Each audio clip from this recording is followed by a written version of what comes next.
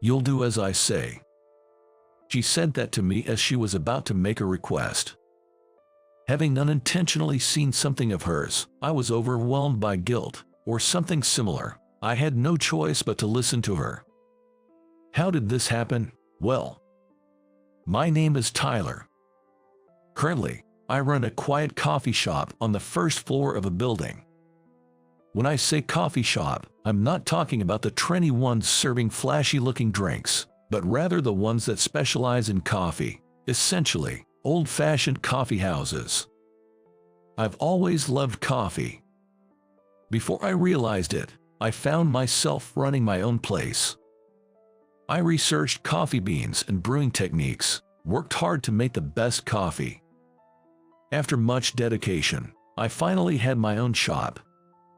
Of course, every coffee I served is my pride and joy.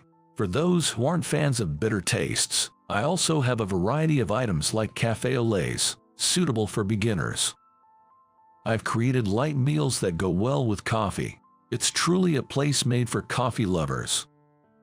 Now, being a huge coffee enthusiast, I drink multiple cups a day, so much so that my doctor advised me to cut back. I have to stay healthy to keep the shop going, after all. It's crucial to manage stress and have some outlets, but dang, haha, the coffee here is as bad as ever, haha. That's how I'm battling stress right now. It's currently 9:30 in the morning. I set the shop's opening time at 10 a.m., so it's technically before opening, but there's a man at the counter, enjoying a sandwich and coffee while tossing out insults. His name is Kevin. He's an incredibly rude fellow, but I can't say anything against him. Why, you ask? Well, let me tell you. Kevin owns the building where my shop is located. If I upset him, there's a chance I might get kicked out. I've seen tenants being evicted before, and I've only had this shop for about a year. Moreover, this guy always comes before opening hours. I don't have to worry about weird rumors because of that, but it's still unpleasant. If you think it doesn't taste good, you don't have to come, Kevin. You must be a busy man. If I can get a free meal, why not? Even if it's bad to my gourmet taste, it's probably just right for the average Joe. Haha. In exchange for a discounted rent, I occasionally serve him breakfast. I eagerly accepted that deal, but if I could go back, I'd punch my past self. Sure, Kevin is an investor in real estate and other ventures. That means he has a refined palate, but it is not certain whether his sense of taste is truly superior. Anyway, being criticized like this doesn't feel good, but I have to endure for now. After finishing the sandwich and coffee I made, Kevin remarked, "Today's was a bit better, haha. Keep it up," and left with some mysterious advice. He stayed for 20 minutes. He leaves right around opening time, so it doesn't interfere with my business. But man, it's exhausting. But that's not the customer's concern. I have to do my best for those who come to enjoy my coffee. A few hours later, around 2 p.m. when the rush started to calm down, the chime of the doorbell rang, signaling a new customer's entrance. "Welcome, just one of you." "Ah, yes, just me." The person who entered was a woman with glasses. Her round face complemented her short bob, and she wore a lacy skirt. She looked quite young. Moreover, she stared intently at me, making me tilt my head in confusion. I had shown her to a seat, but she didn't move. Maybe there's something on my face. "Excuse me, ma'am, is there something? Sorry for coming out of nowhere. Are you Tyler from North Elementary and Northridge Middle School?" She stared at me intensely as she said that. Hearing her words, my eyes widened. Because she had correctly named the schools I went to. At the very least, this woman in front of me seemed to know me. I gave a small nod. "Yes, that's me, but..." "I knew it. It's me, Emily. Don't you remember?" "What, Emily?" The shop was empty at the moment, and I couldn't help but raise my voice. "Emily, Unforgettable. She's my childhood friend. I can't recall when we first met. We lived close by, attended the same preschool, and played a lot at the same park. Emily's parents ran a business, so she was like a little heiress, while I came from an average household. But such differences didn't matter in our childhood, and Emily and I shared countless adventures. From racing to hide and seek, to seeing who could make the biggest mud pie. We spent so much time together that even in elementary school, we were inseparable. In fact, Emily was so shy that she'd say she was scared to go to school if I wasn't with her. Her concerned parents even considered transferring her, but she was adamant. I don't want to be separated from Tyler. She was quite stubborn, to say the least. So, we went to and from school together, and I often hung out at her house. Our parents became close too, and whenever my folks were late from work, Emily's parents would let me stay over. Their house was so grand, it was every kid's dream. But our close bond broke in middle school. Why? Because I heard Emily got a boyfriend. She always had a youthful, round face which made her popular among the boys in middle school. So when I heard she got a boyfriend, honestly, I was jealous. I regretted not confessing my feelings to her sooner and realized for the first time that I had fallen for Emily. Moreover, I witnessed Emily entering the science prep room with an older boy from a year above. Curious, I sneaked a peek and saw Emily and him hugging each other. In an empty classroom, just the two of them sneaking around. Well, the nature of their relationship was pretty clear. In that moment, I realized that although I had feelings for Emily, it was too late. I distanced myself from her.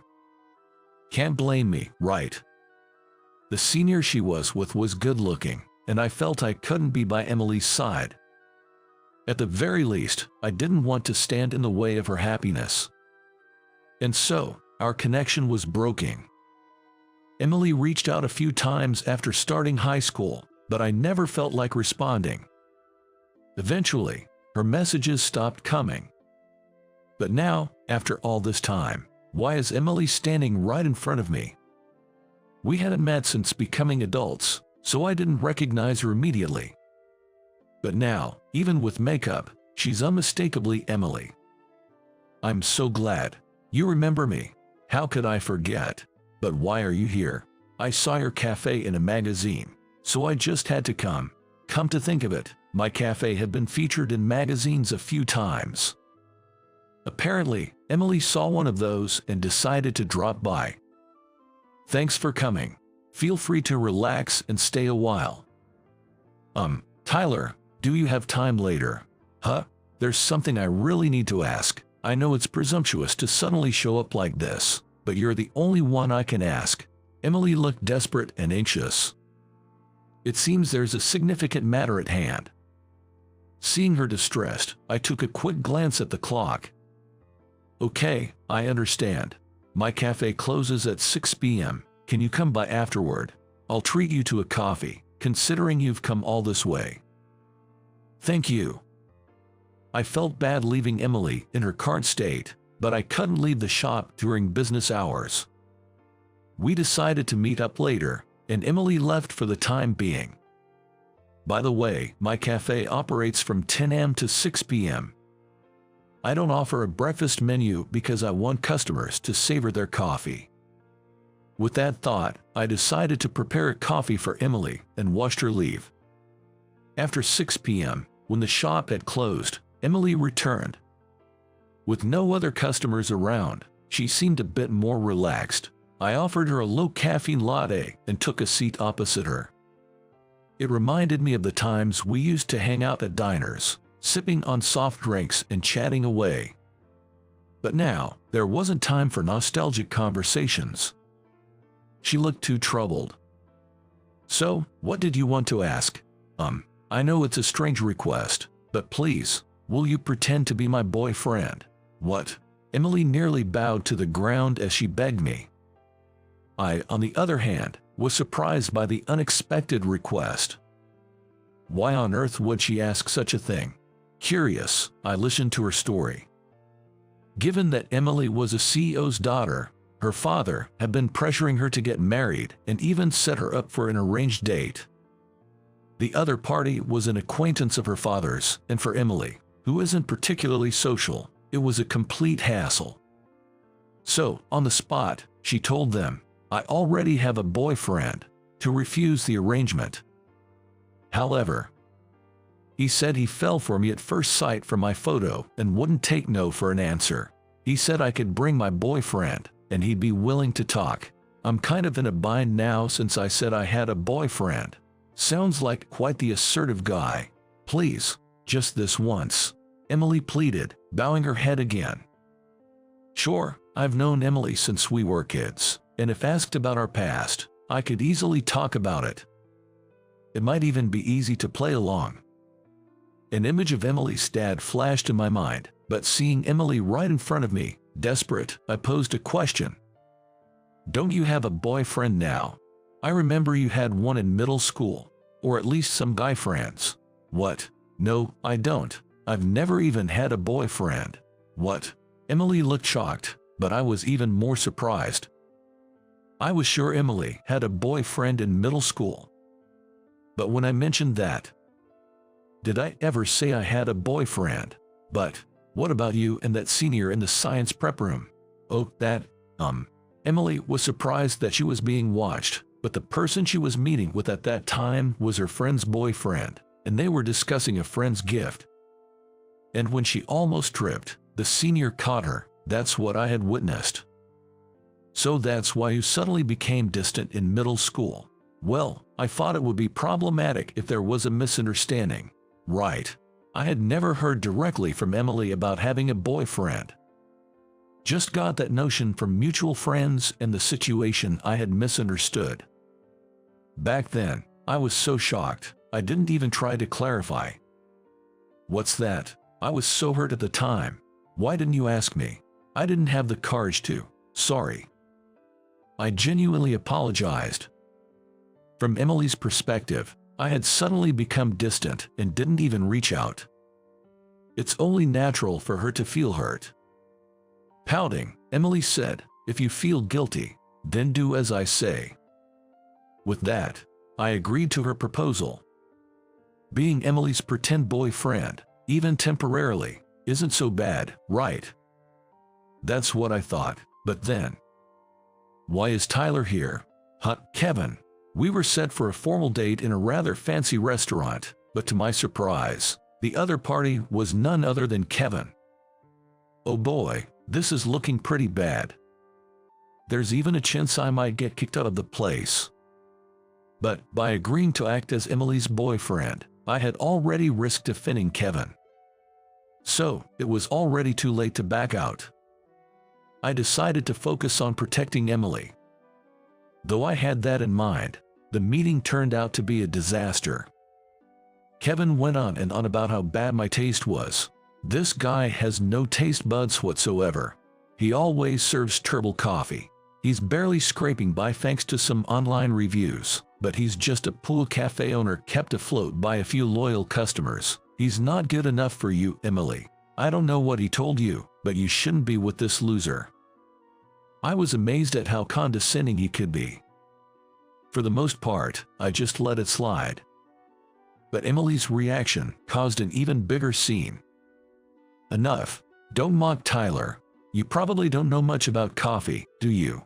I'm a bit of a coffee enthusiast, making it from fresh beans every day. His coffee might sell okay, but it's not that great. He doesn't even realize how bad it is. Just because I'm not a coffee expert doesn't mean I don't know Tyler's skill. Maybe it's you with no taste buds. Emily, calm down. Emily was fuming, while Kevin smirked confidently. There's no way I have poor taste, right? This is supposed to be a date, right? Not a fight. I was relieved I was there with Emily, but I also felt guilty for causing all this. However, Emily ended the argument with one sentence. You might have said Tyler's coffee is bad, but how could a barista who won first place in the World Coffee Championships make bad coffee? The room went silent. I was worried when she brought that up, but Kevin looked utterly stunned. Seeing this, Emily went on the offensive. Tyler's pretty well known in the industry. Even if you think you have a refined palate, calling Tyler's coffee bad doesn't make sense. Yes, personal preference plays a role, but your comments about Tyler lack any real basis. But then why doesn't he advertise that? There was nothing about that in his cafe. Kevin glared at me, to which I sighed and replied, if I flaunted that, it'd bias people's opinions of my coffee, so I was trying not to mention it. Seriously, I had reluctantly featured my cafe in a magazine. Everyone would naturally think that coffee made by a champion barista would be amazing. I just wanted people to enjoy my coffee without any preconceptions. Seeing this, I pulled out a folded magazine clipping from my wallet and showed it to him.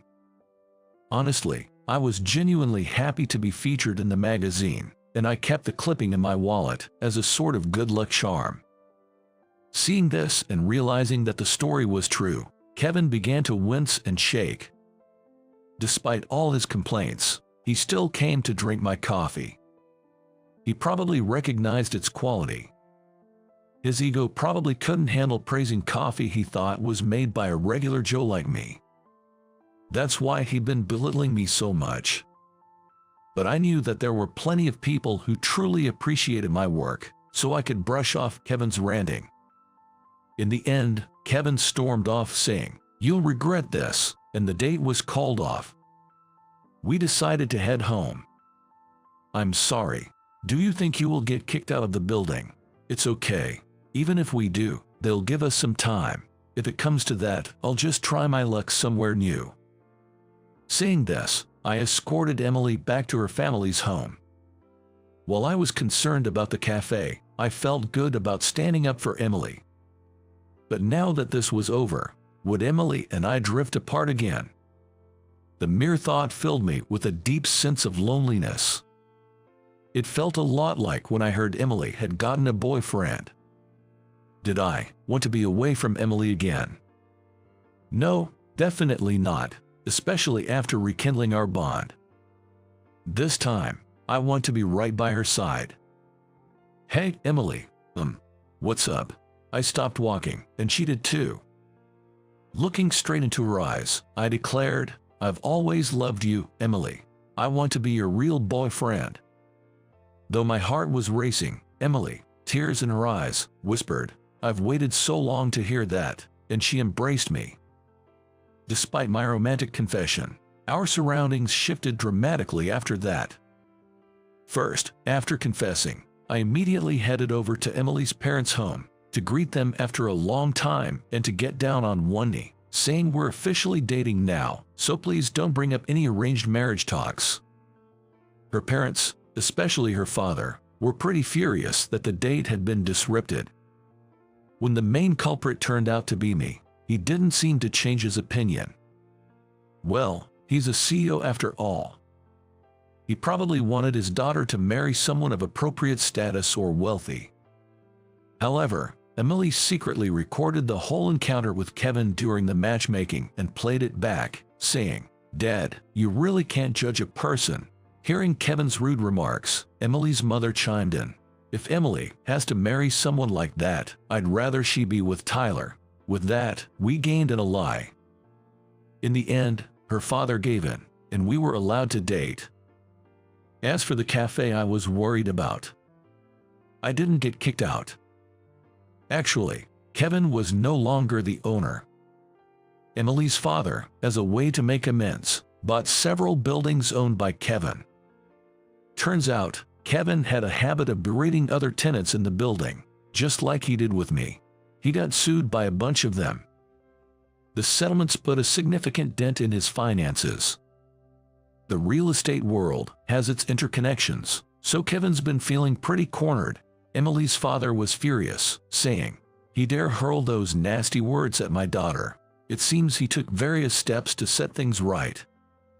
After a few months, I stopped hearing about Kevin entirely. I'm not sure what's become of him. As for us, Emily started helping out at my cafe, so we're together almost all the time.